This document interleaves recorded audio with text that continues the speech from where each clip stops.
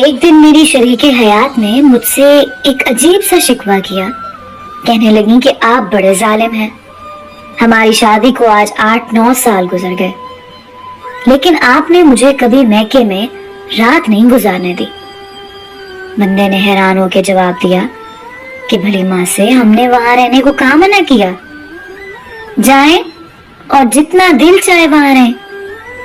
وہ خوش ہو کے بولی ٹھیک ہے، اگلے 2 دن میں میکے میں ہی رہوں گی، لیکن آپ کا ناشتہ اور آفس کی تیاری، دوپہر اور رات کا کھانا کون بنا دے گا؟ بندے نے جواب دیا کہ آپ کو پتا ہے میں ہر طرح کا کھانا بنانے میں ماہر ہوں. کپڑے خود بھی دھو لیتا ہوں اور پریس بھی کر لیتا ہوں.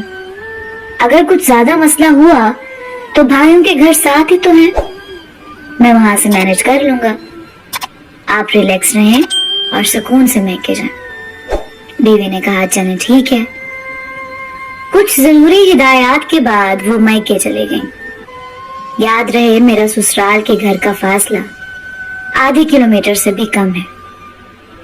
رات گزر گئی اور صبح کی نماز پڑھنے کے بعد میرا واک کرنا میری زندگی کے معمول میں شامل ہے.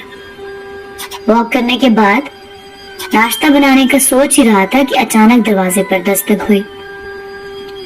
دروازہ کھولا تو بیگم صاحبہ تھی. حیرانی کا جھٹکا سا لگا. اتنی صبح سویرے واپسی کر لی، خیریت؟ کہنے لگی مجھے تو وہاں رات کو نیند بھی نہیں آئی. ساری رات یہی فکر رہی کہ اکیلی رات کیسے گزار رہے ہوں گے، صبح کو ناشتہ کیسے بنائیں گے، آفس کی تیاری کیسے کریں گے. آپ کو تو اپنے کپڑوں اور جوتوں کا بھی نہیں پتا ہوتا، لیکن لگتا ہے کہ آپ کو میرے بغیر کوئی فرق نہیں پڑنے والا. کتنے سکون سے مسکرائے جا رہے ہیں. ساتھ ساتھ ناشتہ بنانے کی تیاری بھی جاری تھی. میں نے کہا سچ بتاؤں؟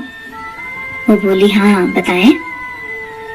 میں نے کہا نیند تو مجھے بھی نہیں آئی.